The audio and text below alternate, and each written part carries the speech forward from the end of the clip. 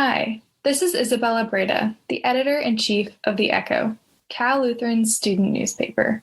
Cal Lutheran's Oxford program, a study abroad program, has been led by Professor Michael Brint since 2008. Dr. Brint is retiring at the end of the spring 2021 semester. With that, passing on the torch of the Oxford program to Dr. Carlson. Our reporter, Marcos Pino, got the chance to catch up with Dr. Brint, Dr. Carlson, and Dr. Christina Sanchez, the director of the Center for Global Engagement, to find out what this transitional period for the Oxford program will look like. Welcome, Marcos. So my name is Marcos Pino, and I'm a sophomore currently, and I'm a communications major with an emphasis in ad and PR.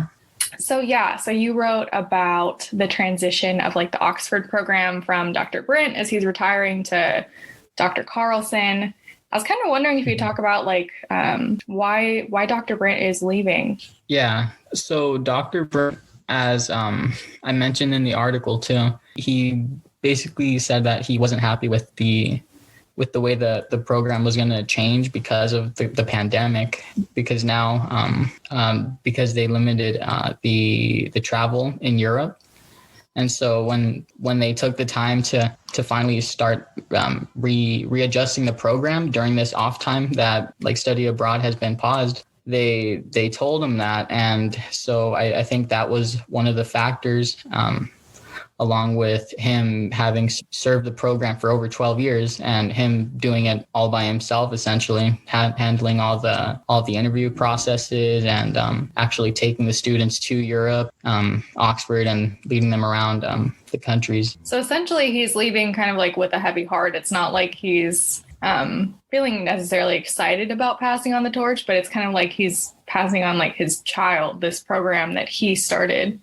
Right. He says he's going to miss everything about the program, I remember. So he's really sad to leave it behind.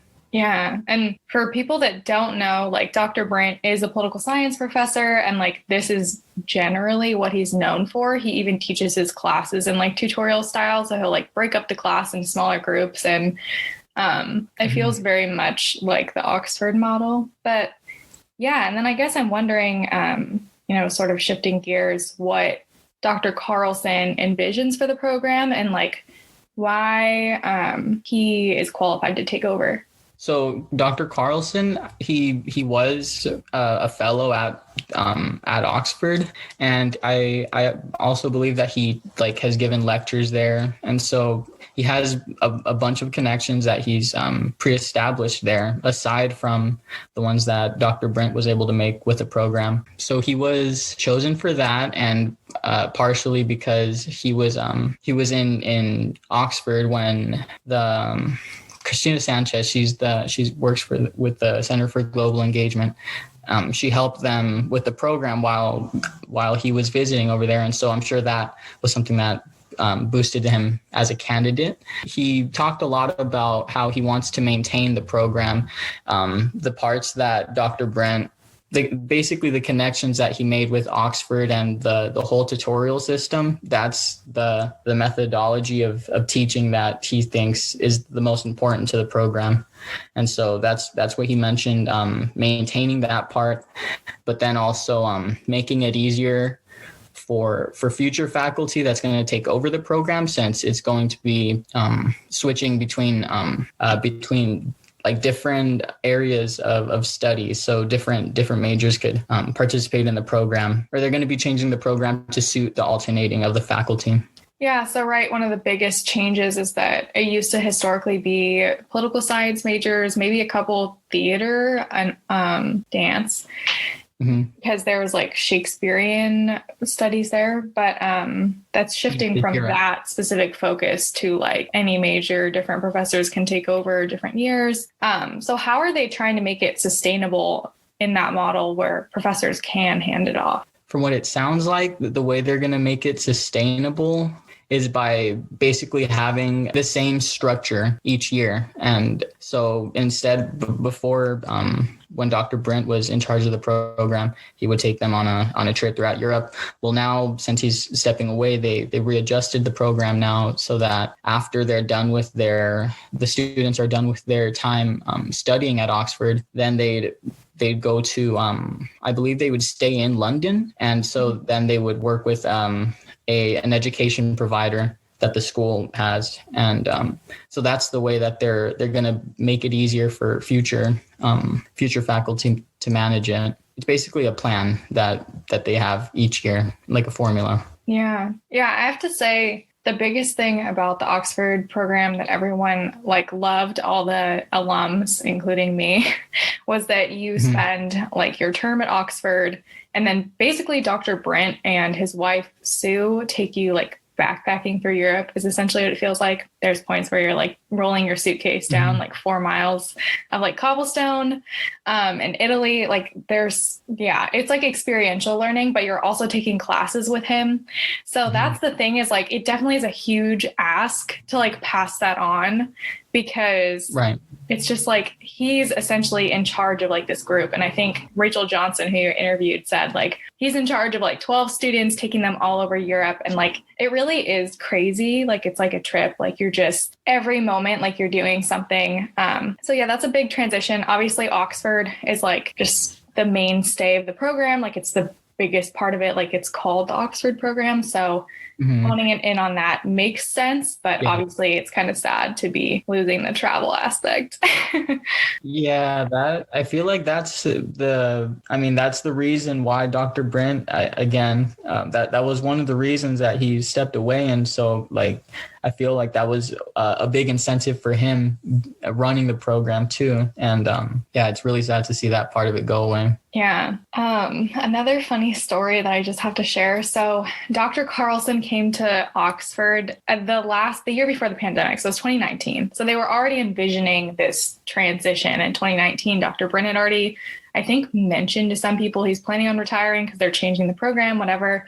I saw Dr. Carlson walking with one of my friends that was in my cohort in Oxford, and I did not have contacts or glasses in and did not recognize him. And he was waving very aggressively. And I'm who would expect to see a Cal Lutheran professor in the streets of Oxford? So anyway, if Dr. Carlson is listening to this, I'm so sorry. Sounds but yeah, so he came, and then Dr. Sanchez and him sat in on our meal that night and talked about their plans for the future. And they asked the students what we're enjoying so far, so they could get an idea of what things they want to preserve in the future. But yeah, I guess, is there anything else you think is important for people to know? I mean, the Oxford program is a lot. It's been a competitive program historically, but it's also been one that people have the most interest in because of all the stuff that you got to do.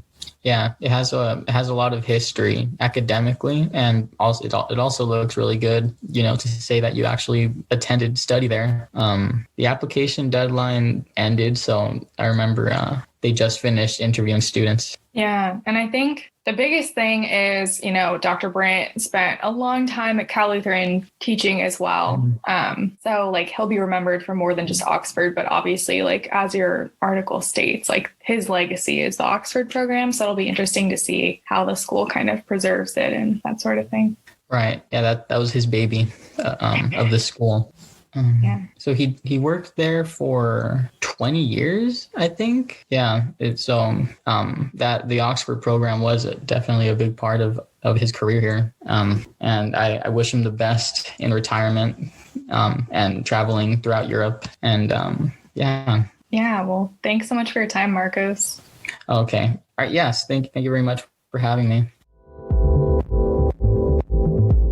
Here's what else you need to know this week. Cal Lutheran began offering its first indoor in-person classes in over a year on March 29th. Some students are reflecting on what this experience has been like. Our reporter, Whitaker Pearl-Clark, has the story. Next thing you need to know this week. As a result of the COVID-19 pandemic and its economic impacts, Governor Gavin Newsom passed a new supplemental paid sick leave law, for COVID-19 related absences that covers all California employees. Malcolm Van Halen has a story on how this bill will affect Cal Lutheran employees. Last thing you need to know this week. More and more universities and colleges are requiring students who plan to return to campus for the fall 2021 academic term to be vaccinated for COVID-19. Cal Lutheran has yet to make a decision on whether or not it will require proof of vaccine for its students. Our reporter, Marcos Pino, has the story. All of the news discussed in this podcast can be found at cluecho.com. Thanks for listening.